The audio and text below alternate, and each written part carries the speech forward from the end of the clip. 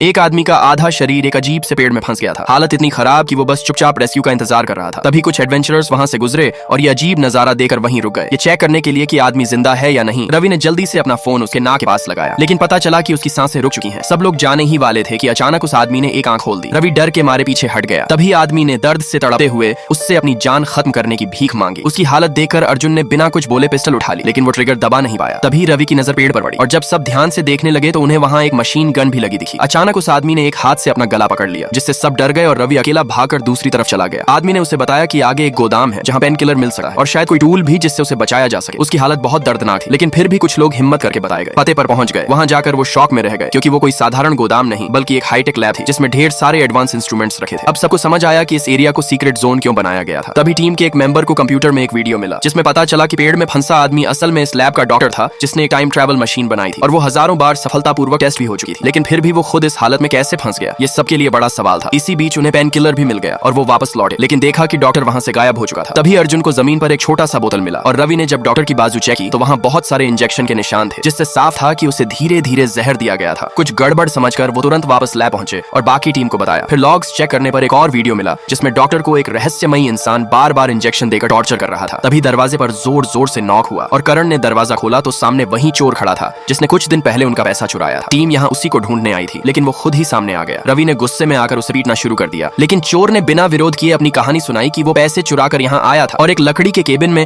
उसे एक रहस्यमयी इंसान मिला जिसने खतरनाक बायोकेमिकल बनाकर मरे हुए लोगों पर भी एक्सपेरिमेंट करना शुरू कर दिया था। किसी तरह वो वहां से भाग निकला। अब टीम को समझ आ गया कि वही आदमी डॉक्टर पर एक्सपेरिमेंट कर रहा था। सब लोग चोर के साथ उस केबिन तक पहुंचे, लेकिन तब तक देर हो चुकी थी, क्योंकि वो रहस्यमयी इंसान मर चुका था और उसके घाव देखकर लग रहा था कि उसे उसी के बनाए बायोकेमिकल ने मार डाला। लेकिन तभी चोर ने अचानक लाइटर निकालकर केबिन में आग लगा दी, क्योंकि उसे डर था कि ये लोग उससे बदला लेंगे और वो सबको साथ लेकर मरना चाहता था। आग तेजी से फैल गई और सबके बचने की उम्मीद खत्म होने लगी। तभी करण को एक कोने में टाइम ट्रैवल मशीन मिली और अगले ही पल सब लोग एक पास के बार में पहुंच गए। चोर भी उनके साथ आ गया, लेकिन उसने पैसे लौटा दिए तो किसी ने उसे कुछ नहीं कहा। आखिर में सब लोग उस खतरनाक जगह को छोड़कर निकल गए और फैसला किया कि पहले इस सच्चाई को दुनिया के सामने लाएंगे और फिर इस नई टाइम ट्रैवल मशीन के साथ और भी खतरनाक एडवेंचर शुरू करेंगे। लाइक सब्सक्राइब कर देना, भगवान आपको बहुत खुशी देगा।